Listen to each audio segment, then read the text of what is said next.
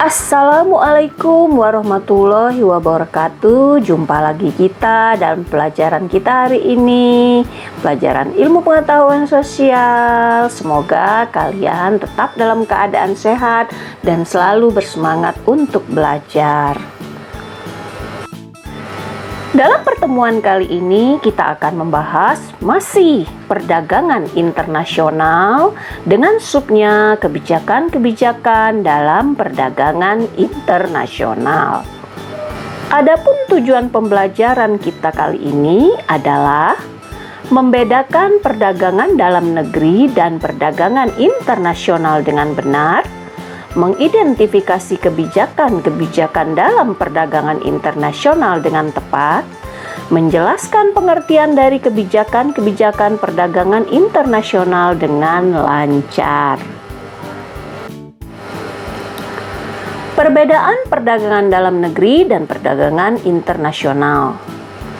Perdagangan dalam negeri, kegiatan dilakukan dalam wilayah suatu negara. Sementara perdagangan internasional kegiatannya dilakukan dalam wilayah antar negara.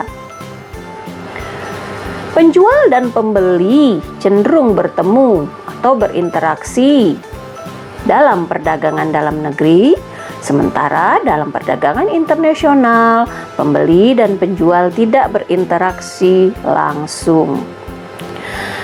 Dalam perdagangan dalam negeri yang digunakan adalah mata uang yang sama, sementara dalam perdagangan internasional mata uang yang digunakan tidak sama, sehingga menggunakan devisa.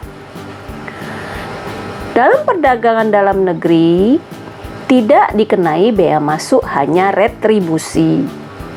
Dalam perdagangan internasional dikenai pajak atau bea masuk. Perdagangan dalam negeri biaya angkut lebih murah, sementara perdagangan internasional biaya angkut lebih mahal. Dalam perdagangan dalam negeri, kualitas barang bervariasi, sementara perdagangan internasional kualitas barang harus mengikuti standar internasional. Perdagangan dalam negeri, peraturan perundang-undangannya sama, hukum nasional, sementara perdagangan internasional peraturan perundang-undangan berbeda, hukum internasional. Ada beberapa jenis perdagangan internasional yang sudah dilakukan sampai saat ini, yaitu 1. Ekspor dan impor. Ekspor dan impor menjadi kegiatan perdagangan internasional yang sering dilakukan semua negara. Terdapat dua cara ekspor, yaitu ekspor biasa melalui ketentuan yang berlaku dan ekspor tanpa letter of credit, di mana barang dikirim melalui izin Departemen Perdagangan. 2. Barter. Barter atau tukar-menukar barang masih sering dilakukan di beberapa negara. Biasanya barter yang dilakukan adalah direct barter, switch barter, counter purchase, dan buyback barter. 3. Konsiasi. Penjualan dengan cara pengiriman barang ke luar negeri di mana belum terdapat pembeli tertentu di luar negeri. Penjualannya bisa dilaksanakan melalui pasar bebas atau bursa dagang dengan kegiatan lelang. 4. Border crossing. Muncul dari dua negara yang berdekatan dengan tujuan untuk memudahkan penduduknya saling melakukan transaksi jual-beli. Kebijakan perdagangan internasional. Kebijakan perdagangan internasional adalah segala tindakan negara atau pemerintah, baik langsung ataupun tidak langsung, untuk memengaruhi struktur, arah, komposisi, serta bentuk perdagangan luar negeri atau kegiatan perdagangan. Adapun kebijakan yang dimaksud bisa berupa tarif, larangan impor, kuota, dumping, dan berbagai kebijakan lainnya. Berikut keterangannya. A. Penetapan tarif. Tarif adalah sebuah pembebanan atas barang-barang yang melintasi daerah pabean atau custom area. Sementara itu, barang-barang yang masuk ke wilayah negara dikenakan bea masuk. Dengan penerapan bea masuk yang besar atas barang-barang dari luar negeri, memiliki tujuan untuk memproteksi industri dalam negeri sehingga diperoleh pendapatan negara. Bentuk umum kebijakan tarif adalah penetapan pajak impor dengan prosentase tertentu dari harga barang yang diimpor. Akibat dari pengenaan tarif dan bea masuk barang impor adalah harga barang impor naik sehingga proteksi dalam negeri menjadi lebih bisa bersaing karena lebih murah. Kemudian, karena produksi dalam negeri mampu menyaingi barang impor, maka diharap impor barang menjadi turun. B. Kuota impor. Kuota adalah kebijakan pemerintah untuk membatasi barang-barang yang masuk dari luar negeri. Akibat dari kebijakan kuota dan pembatasan impor biasanya akan terjadi jumlah barang di pasar turun, harga barang naik, produksi dalam negeri meningkat, dan impor barang turun. C.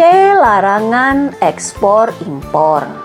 Kebijakan ini dimaksudkan untuk melarang masuknya produk-produk asing ke dalam pasar domestik. Hal ini dilakukan karena alasan politik dan ekonomi. Untuk alasan ekonomi, pelarangan impor bertujuan untuk melindungi dan meningkatkan produksi dalam negeri. D. Subsidi. Subsidi merupakan kebijakan pemerintah untuk membantu mengurangi sebagian biaya produksi per unit barang produksi dalam negeri, sehingga produsen dalam negeri bisa memasarkan barangnya lebih murah dan dapat bersaing dengan barang impor. Subsidi yang diberikan dapat berupa tenaga ahli, mesin-mesin, peralatan, fasilitas kredit, keringanan pajak, dan lain-lain.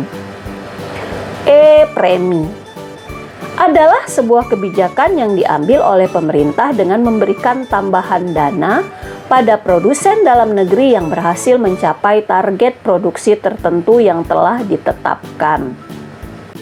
F. Dumping. Dumping merupakan kebijakan pemerintah untuk mengadakan diskriminasi harga, yakni produsen menjual barang di luar negeri dengan harga yang lebih murah dari dalam negeri atau bahkan di bawah biaya produksi. Kebijakan dumping dapat meningkatkan volume perdagangan dan menguntungkan negara pengimpor, terutama menguntungkan konsumen mereka. Namun, negara pengimpor kadang mempunyai industri yang sejenis sehingga persaingan dari luar negeri ini dapat mendorong pemerintah negara pengimpor memberlakukan kebijakan anti-dumping atau dengan tarif impor yang lebih tinggi, atau sering disebut countervailing duties. Hal tersebut dilakukan untuk melindungi industri yang sejenis di negara pengimpor. Kebijakan dumping sendiri biasanya hanya berlaku sementara. Harga produk akan dinaikkan sesuai dengan harga pasar setelah berhasil merebut dan menguasai pasar internasional. Biasanya kebijakan dumping dilakukan dengan tujuan untuk mematikan persaingan di luar negeri. Setelah persaingan di luar negeri mati, maka harga di luar negeri akan dinaikkan untuk menutup kerugian sewaktu melakukan kebijakan dumping. Namun, pelaksanaan politik dumping dalam praktik perdagangan internasional dianggap sebagai tindakan yang tidak terpuji atau unfair trade karena dapat merugikan negara lain. G. Devaluasi adalah tindakan pemerintah untuk menurunkan nilai mata uang sendiri dengan sengaja terhadap uang asing. Akibat devaluasi, harga barang-barang impor menjadi mahal, harga barang-barang dalam negeri menjadi lebih murah di pasaran luar negeri. Tujuan devaluasi: memperbesar ekspor, memperkecil impor, menambah devisa negara. Kesimpulan, dengan adanya perdagangan internasional, maka pasar untuk barang yang diproduksi di suatu negara akan bertambah sehingga akan meningkatkan skala ekonomis yang mengakibatkan biaya produksi semakin murah. Dengan adanya perdagangan internasional akan mendatangkan devisa bagi negara yang menjual barangnya ke luar negeri.